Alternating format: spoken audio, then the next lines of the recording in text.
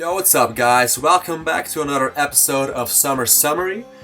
My last video was on the New York Knicks, so if you haven't seen that one, just click the link in the upper left corner of this video and you will be taken right to it. So, we're still in the Atlantic Division and the team I said I'd talk about next are the Philadelphia 76ers. So, last offseason they made a pretty big trade. They got Andrew Bynum from the Lakers, Jason Richardson from the Magic in exchange for sending Andre Iguodala to the Denver Nuggets. Now, Iguodala, as you know, he was the face of the franchise, so they made a pretty big gamble, but I guess that Iguodala wanted out anyway.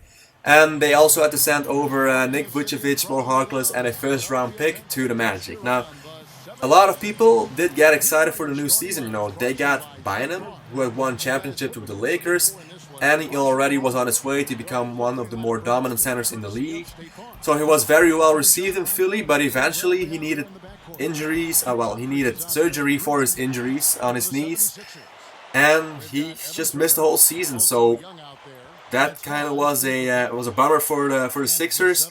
And Bynum wasn't the only guy that got injury plagued. You know, at the end of the season, only Evan Turner and Spencer Hawes played every game for them, which means that guys like Jason Richardson, Nick Young, Drew Holiday, they all missed a very big part of the season, and I guess you kind of need those guys to have a successful game. So with all that stuff happening, you know, the prospect of maybe getting a nice playoff run that season, it just flipped around 180 and the whole season went down the drain. So before this offseason began, they already made some changes to their front office. They got a new general manager, and they also started to search for a new head coach. Doc Collins, he took on more of a consultancy role because of health issues.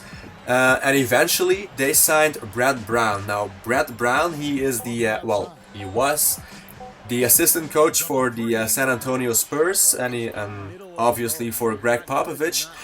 And this makes him a very interesting hire. You know, the Spurs under Popovich, you know, they didn't really have a bad season, so it could be very interesting to see what he'll do with the 76ers. Now, they didn't really do any player signings except for a few rookies and trades.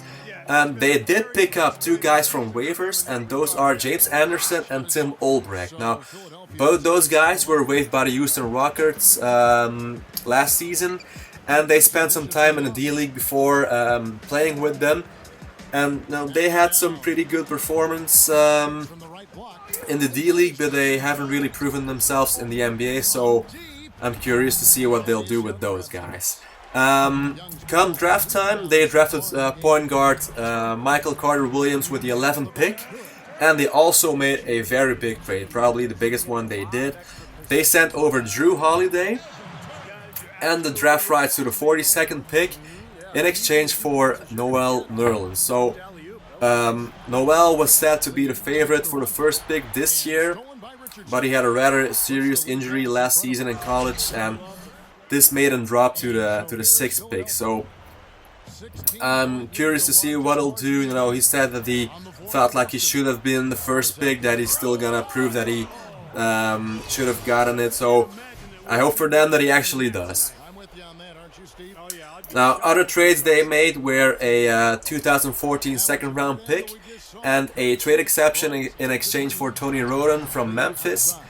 And they also acquired Royce White, Furkan Aldemir, and some cash from Houston in exchange for future draft picks. So that's a lot of moves. Let's have a quick look at what their roster will probably look like this year. Most likely to start are Michael Carter-Williams, Evan Turner, Thaddeus Young, Lavoy Allen, and Spencer Hawes. And on the bench, they've got Royce White, Tim Olbrecht, Darius Morris, Kwame Brown, Arnett Moultrie, James Anderson, Tony Roden, Nerlens Noel, and Jason Richardson. So, as you can see, they lost guys like Andrew Bynum, Nick Young, Darrell Wright. You know, they all lost them in free agency. And in exchange, they got a lot of young guys. Now, I'm not saying that's a bad thing at all, but if Nerlens Noel and Michael Carter-Williams both are able to perform like they did in college, if Royce White can be a serious factor, if he would, you know, he could be if he actually got on the court, and if Turner, Young, and Haas they all happen to have breakout years, we're going to see some interesting basketball from the Sixers, especially with the new coach. So that's a big if. If they don't, then I don't think that it's going to be that easy. You know, Evan Turner, he already stated that when he had contact with Brown during the summer, he said that everyone thinks the Sixers are going in full tank mode for a better positioning during future drafts. So, I don't know. Those are some very inspiring words if you're part of the Sixers. But I don't know if it's actually going to come that easy, you know. They don't have anyone except for a veteran like Jason Richardson to really guide them. And like I said, they're a very young group and there's a lot of new guys. So of course I wish them all the best, but in my opinion, they are a few years or a big free agent signing away from actually competing in the offseason. Alright, that was it for the Sixers. We've got 2 more teams left in this division, and the next will be the Toronto Raptors. If you've got some time left, go check out my other videos. I would appreciate that a ton. And don't forget to like and subscribe. I'll be back soon. Peace out.